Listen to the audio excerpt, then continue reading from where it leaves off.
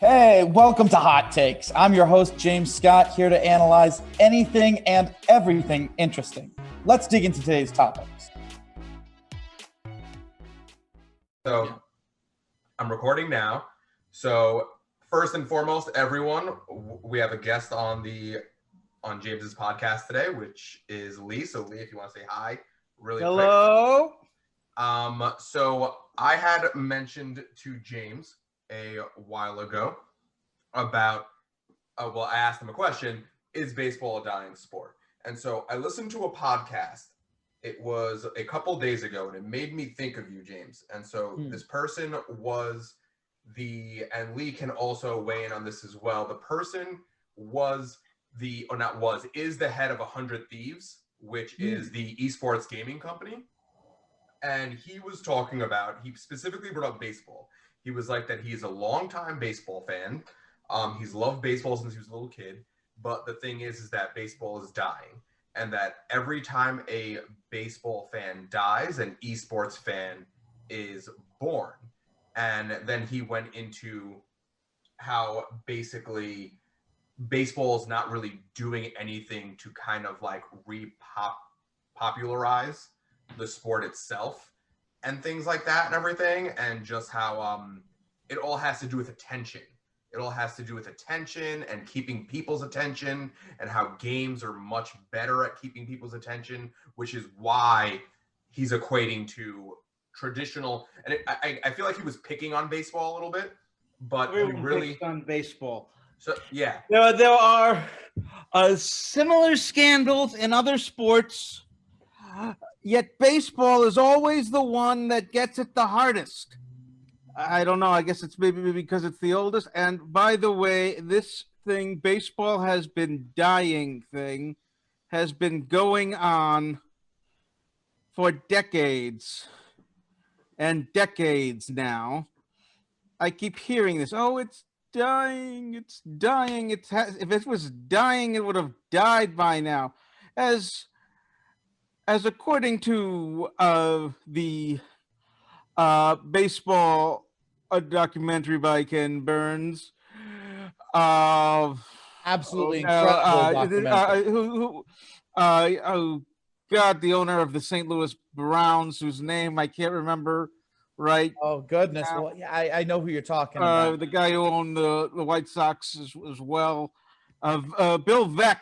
Yes. Once said, baseball must be a great game because the owners haven't found a way to kill it yet. Beautiful. And yeah, they say that there are no, I keep seeing kids at ball games. I keep seeing them, with gloves. And not just in my city of New York, but in every stadium. They're all there. And this whole thing with the thing. Now, I've played video games, and granted, playing an entire season of baseball on an game, you to play it, you wouldn't need a pandemic because there's nothing else. There would be nothing else, to do because you can't go anywhere. But to just make it through one season. But baseball isn't dying. Granted, it's going through a transition. I agree. It's not dying. It's never like we just had Fernando Tatis Jr. Everyone is in on this kid here. Why doesn't he have a nickname? We don't have enough nicknames in baseball. That would help. That would help. It's definitely, if there's anything wrong with the game, like number one, it's marketing the players. You gotta market the guys better. Nicknames 100%, but like bring back using them more in songs. Like I'm starting to see people like, these rappers are occasionally using they use the name Mike Trout. I love that. But like the rest of the names that they use are like guys who have retired. Like they use Mantle's name, or they use I think the other day I heard that they use Ken Griffey Jr.'s name in a song. Mm-hmm. And it's just like, if these are the athletes that you're referring to when you refer to baseball players, And guys who've been retired for years. Even though you grew up with wrong. them. Yeah, Which you're is probably why wrong. that's maybe we gotta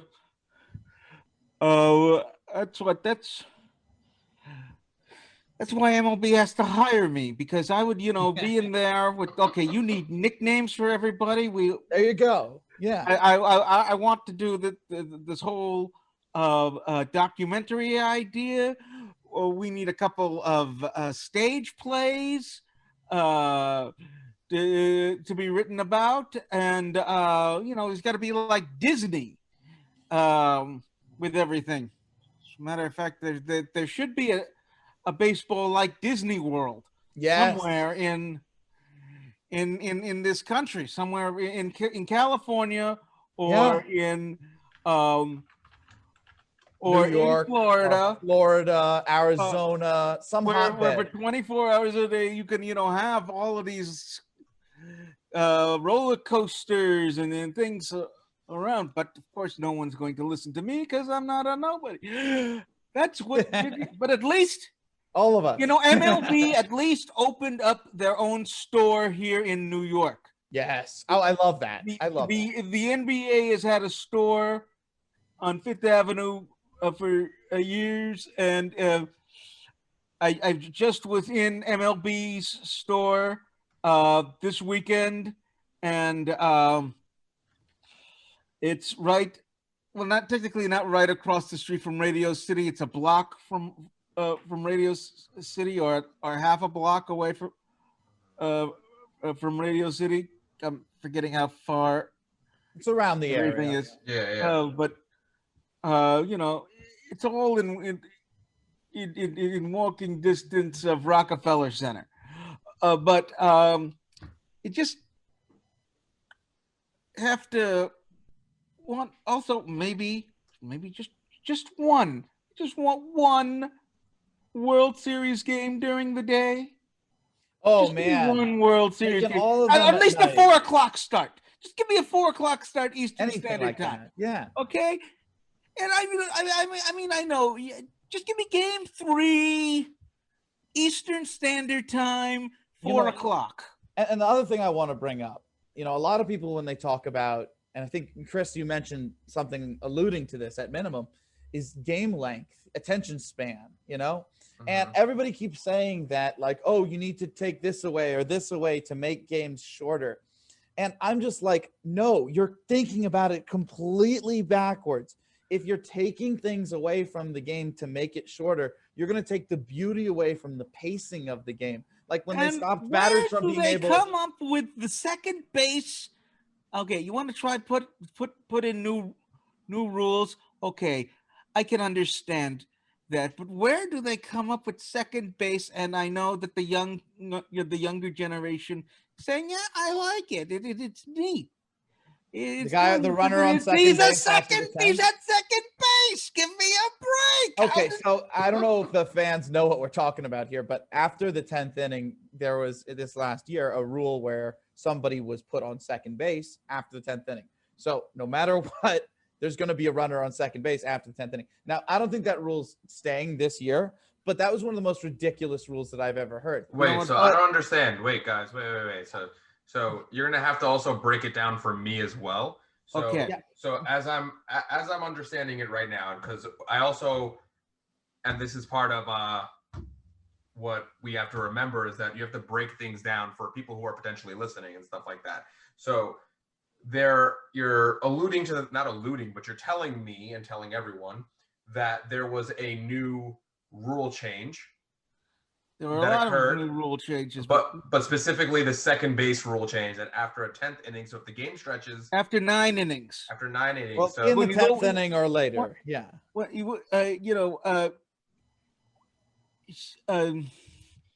you start in the 10th inning, the guy who got out last is automatically put on second base. And what is the purpose? What is the purpose of this? To make games faster. Well, how does that make the game faster, though? Well, the guy's already in scoring position. Now all the guy needs to do, you got to hit a single and you're good. Hit a single and the guy has to score the leading run. Yep.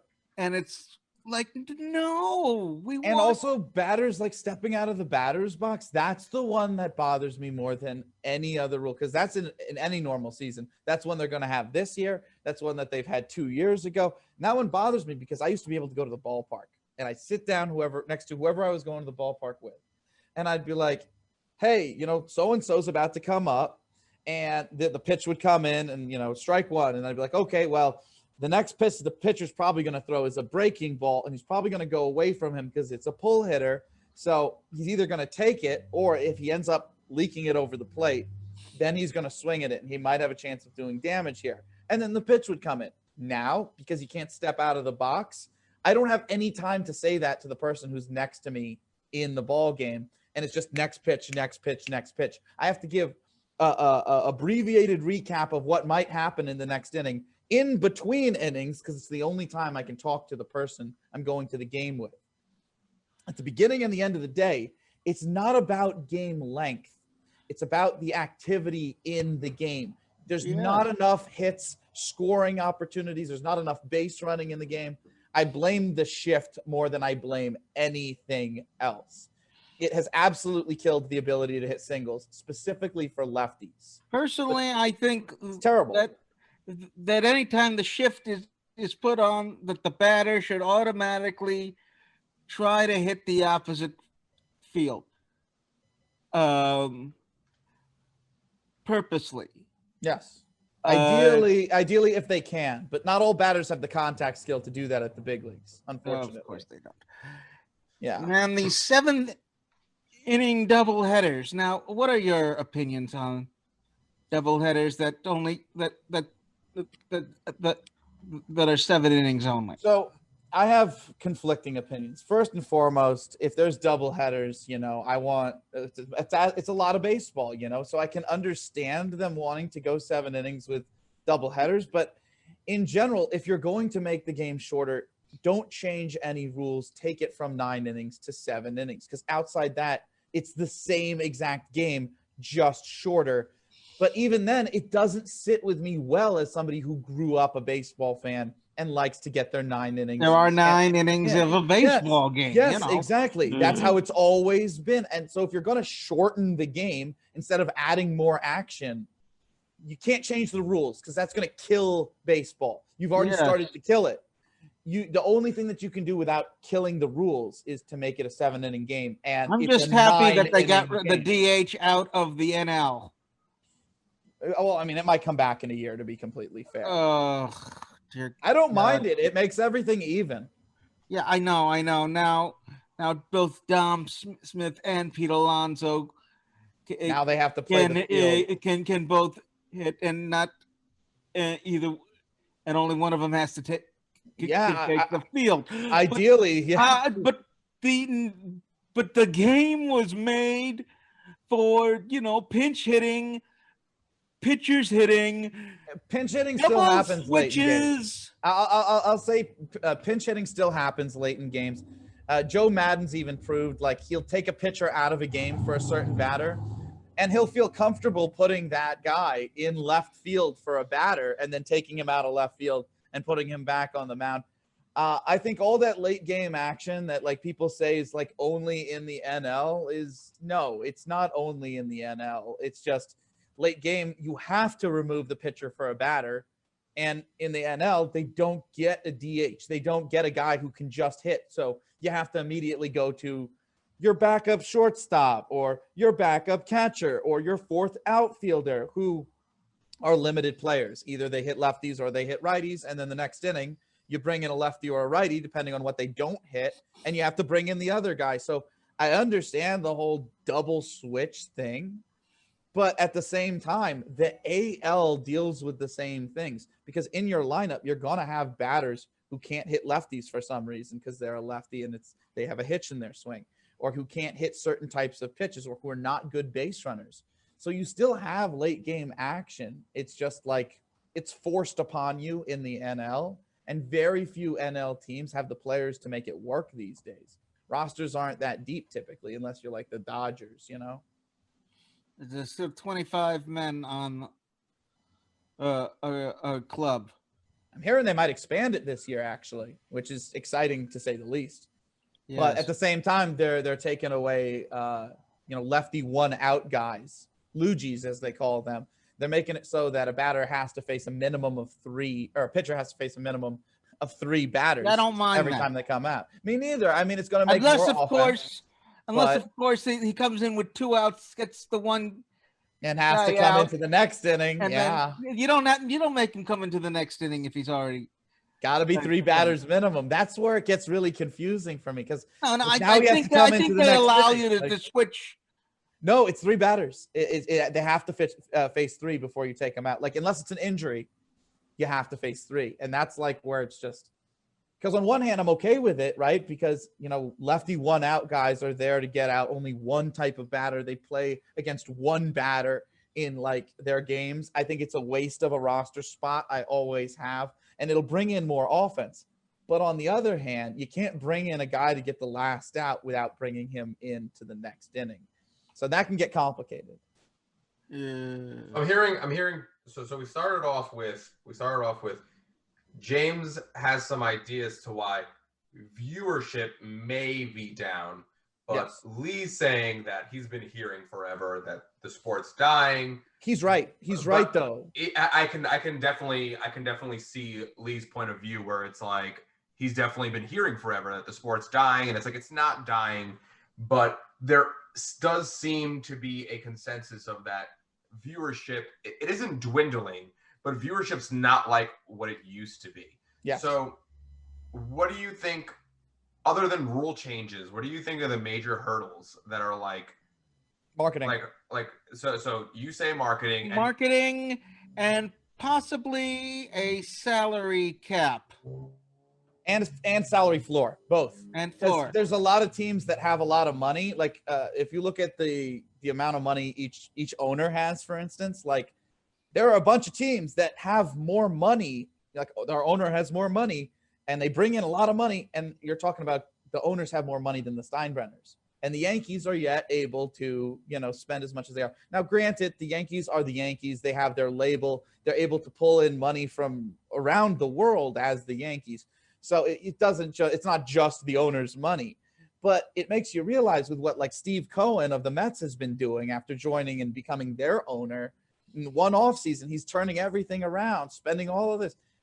Teams can spend a lot more than they have been. Mm-hmm. And like you're seeing like competitive tanking become a thing that teams are regularly doing throughout the league to get high draft picks. And I think you have to have in baseball because even though there are, number 1 draft picks in baseball, you don't know. You think you know. This is not basketball or football where they go directly. No, you send them to the minors, and the number 1 draft pick could be at a complete bust for year after year after year. Okay, maybe not completely. Maybe not year after year, but years. They can. But or at least they can, or maybe they become a productive player, but they're not the superstar. Yeah, they become like a center fielder, but not a hitter. Yeah, I got you. But they became. But some of the times they can't get out of the minors at all. Yep. And you're just like. So it's no guarantee. It's no guarantee. Like, look, if you're drafting and you draft a guy who's like, okay, he's a shortstop and he's got a really good hit tool and he's super athletic with a good swing and he's got an eye at the plate and he's a teenager, then he's got a lot of chances that he could pan out. Even if he gets bigger, maybe he moves to third or second or center or whatever, but it's no guarantee even using that strategy. Major League Baseball a couple of years ago decided to televise the draft, which they've seen other other leagues do. However, you know why those leagues have viewership? Because they know the players. Is college baseball on anywhere unless it's the College World Series? No. Should it be? Yeah. Yes. But does Marketing issues again. Once again, marketing issues. Marketing. We gotta, get in there with the colleges. See what these kids are. And that's the other thing. If you're going to market the right players, you got to know how to identify the right players. And most teams don't even know how to identify the right players. So how are you going to expect Major League Baseball to know how to identify the right players to market? Like, you got to get somebody working for Major League Baseball who's absolutely fantastic. Fantastic. Which, wait, what? What did I say? Yeah. Someone who's great.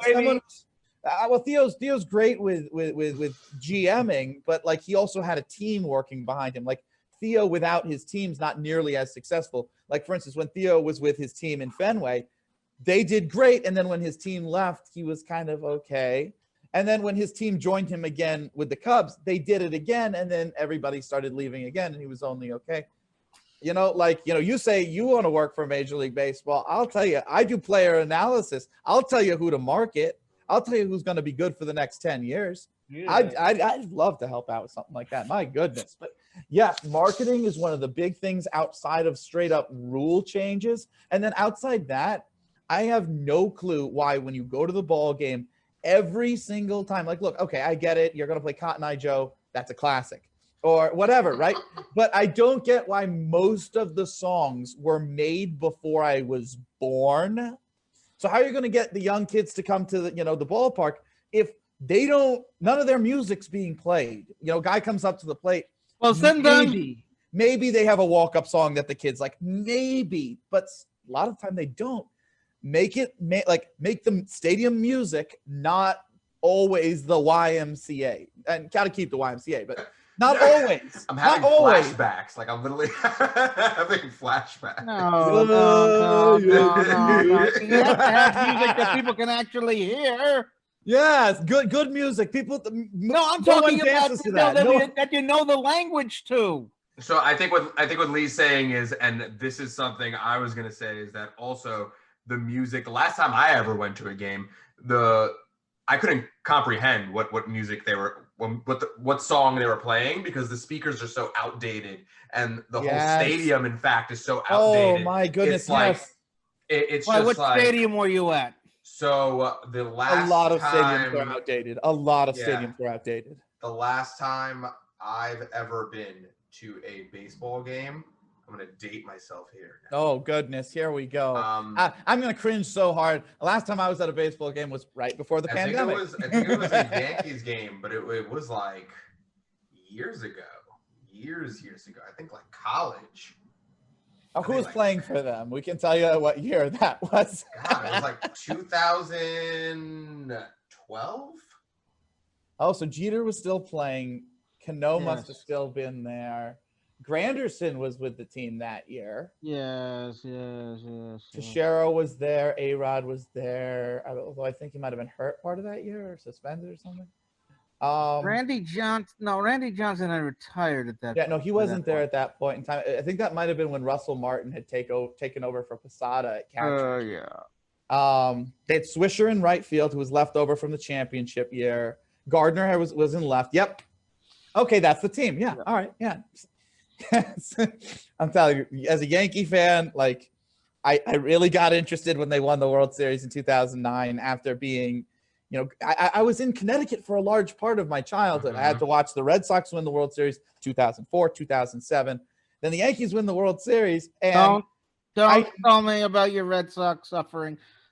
Listen to me.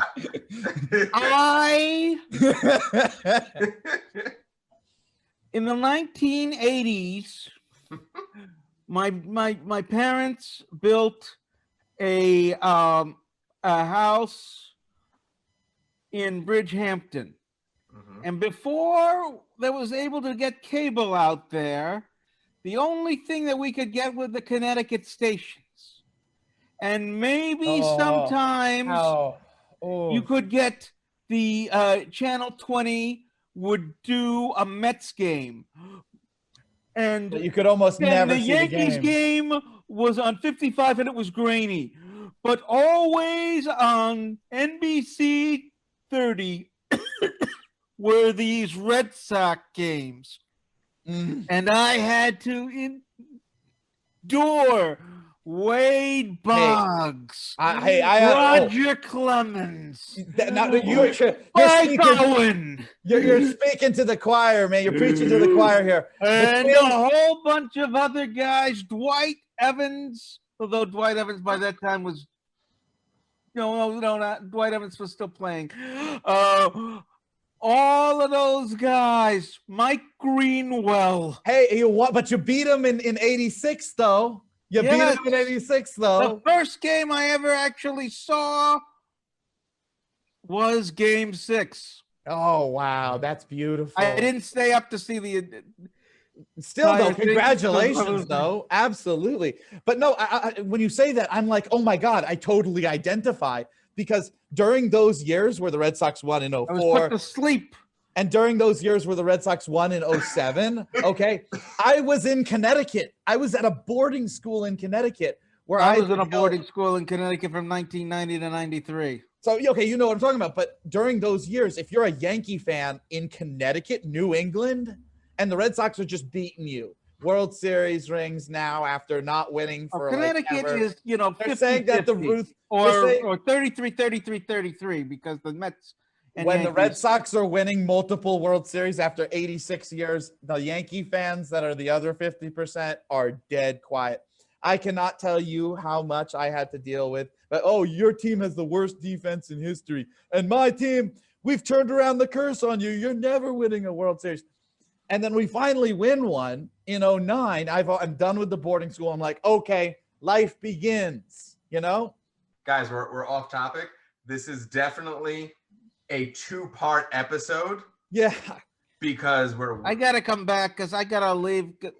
Because otherwise we'll be here all night. We'll be here all night, guys. We'll be here all night. So this is going to be a 2-parter. Leigh, thank you so much for coming. Yes. And we will discuss.